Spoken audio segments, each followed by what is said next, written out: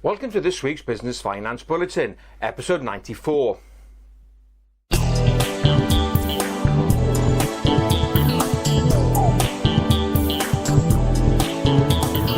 This week's Business Finance Bulletin with me, Rob Warlow from Business Loan Services. So in this week's episode, I look at the findings from the recently released report from the Competition and Markets Authority on the state of the banking sector here in the UK. Also going to be looking at what businesses are using their money for when they borrow, updated news from the crowdfunding and P2P lending world, and in my business finance tip of the week, a clip from a live seminar in which I talk about one section of the business plan that you need to be writing when you go to the bank for finance. Let's start this week's bulletin by looking at the findings from the recently released report from the Competition and Markets Authority on its review of competition in the UK banking sector. The Commission was established about 18 months ago and was charged to see in both the retail space or personal current account and also for SMEs what competition is like generally in terms of products and services. Now the report has just released its preliminary findings and the full report is due out in 2016. But let's have a look from the SME side. What have they found? Well, first of all, for startups, they found out that 50% of startups will open their bank account at the same bank where the owners have their personal accounts.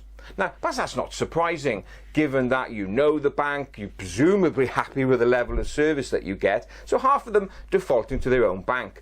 What's the CMA saying? Well, cast your net a little bit wider, have a look what else is out there. Moving on from that, as we know, many startups will get a free banking period. Well, the Commission found that 90% of the startups then will stay with the same bank once the free banking period is ended. The message there, go and have a look at another bank. You may get another free banking period. Now, yes, it is a bit of a hassle, but it may mean a significant saving for you if you're a high user, particularly if you pay in a lot of cash. Next thing, they say that 90% of business owners will automatically default when looking for finance to go to their own bank first without shopping around. So again, the message is there. Just have a look to see what else is available to you from other banks. So what's the kind of summary finding from the CMA in terms of recommendations? Well, they want the banks to be more transparent and have a comparison site on pricing so that people can compare different accounts in terms of charges. They also want to make it easier for businesses to switch accounts. So if you are dissatisfied, you don't sit back and just go with the status quo because it's too difficult to change. Well, I'd say that full report is going to be out in 2016, and obviously in the bulletin we'll be looking at those full findings when that report is released. Let's turn now to a really interesting survey that I read this week carried out by the Business Banking Insight team. Now, the Business Banking Insight is an independent research body supported by the Treasury, the FSB and the Chamber of Commerce. And it's really interesting. They carry on ongoing surveys amongst small business owners about their attitude to their banks and products and services. And so it's an ongoing survey. So as a business owner, you can now go to their website, which is businessbankinginsight.co.uk, and just give now immediately your views on your bank. Every 6 months then, the Business Banking Insight team gather that data and release a 6-monthly report. And that report has just come out. What's interesting is that this time they've had a look at the difference in attitude between more younger businesses and more mature businesses when it comes to alternative finance. So the finding in this latest report found that those businesses formed after 2010, so the more younger ones, of those, 42% of them said that they would consider turning to friends and family for finance. Also, 64% of them said that they would go to family and friends for advice and guidance. Now compare that to the more mature businesses, those formed prior to the year 2000. Of those, only 22% of them said that they would turn to family and friends for finance, and 45% said they would go for advice and guidance. So you can see a big difference in attitude about sharing your thoughts and requests with family and friends. Now, what about when it comes to peer-to-peer lending and crowdfunding? Again, a big difference.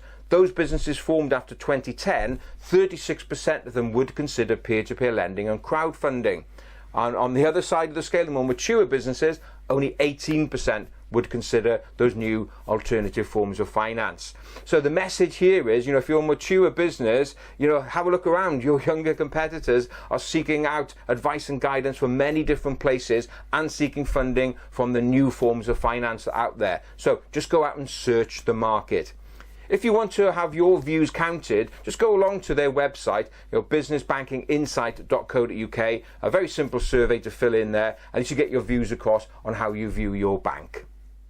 Let's move on now to appetite to borrow. How many businesses out there actually wanted to borrow money? A survey just been released by crowdfunding platform FundBird had a look at this issue, and they found out that of the businesses surveyed, 36% of them have said they are now actively out there looking for money to fund expansion and growth. So just over a third of businesses. Of course, that still leaves out 2/3 of businesses not currently looking to borrow.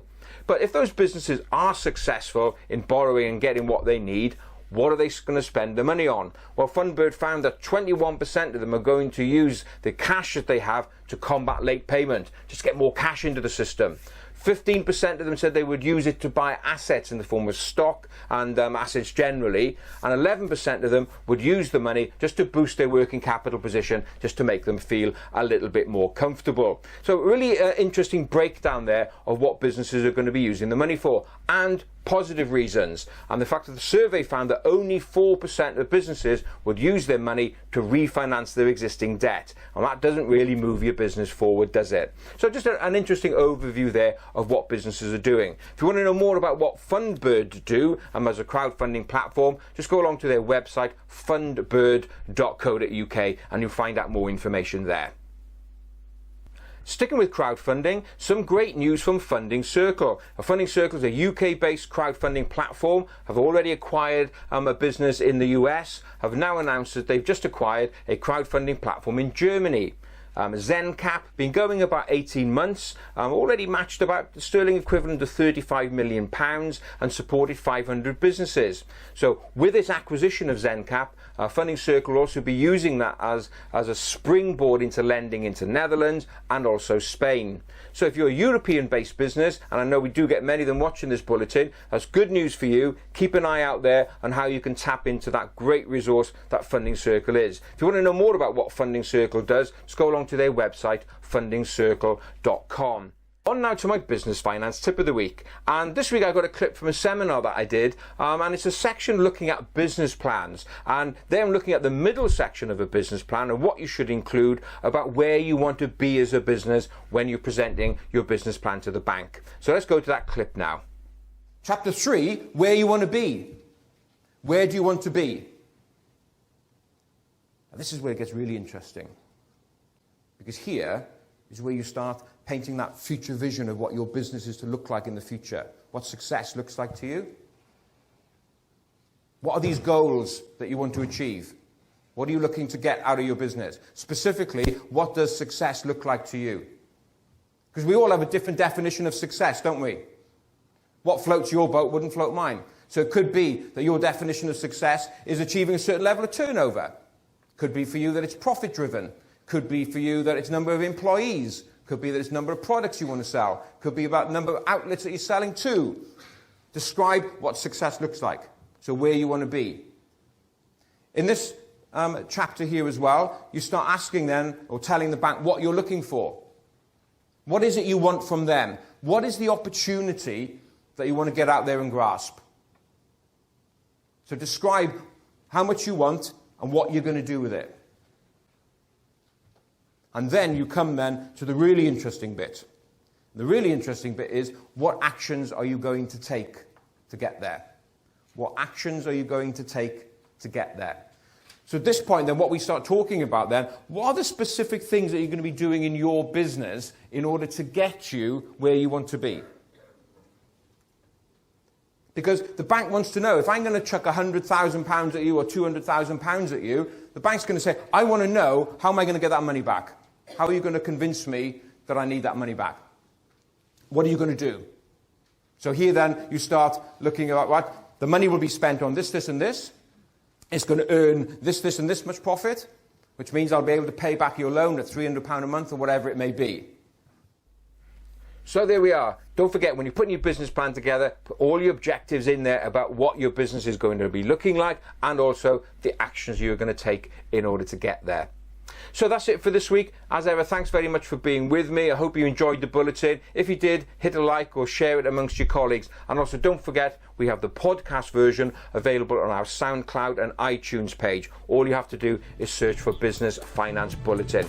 That's it for this week. I look forward to being with you again next Friday. Have a great, successful and profitable week. Bye-bye now.